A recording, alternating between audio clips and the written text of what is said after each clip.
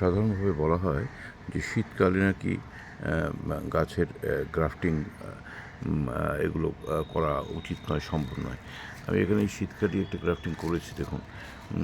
ঠিক এই যে গাছটি রয়েছে এখানে, এই গাছে আমি এটি লাগিয়েছি। এইটার রয়েছে গত রবিবার, মানে আজকে প্রায় 10 দিন হতে চললো। এটি এখনও হয়তো সেই সবুজ অবস্থাতেই রয়েছে এই গাছটি।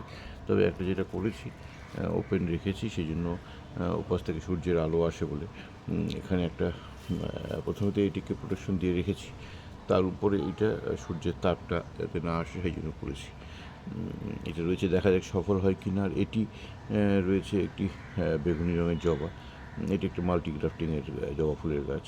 এটি দীর্ঘ সময় ধরে রয়েছে, এখনও সবুজ আছে। আশা করি এবারে এই বাডগুলো থেকে এখান থেকে এবারে পাতা আসবে এবং এখান থেকে ফুলও বেরোবে।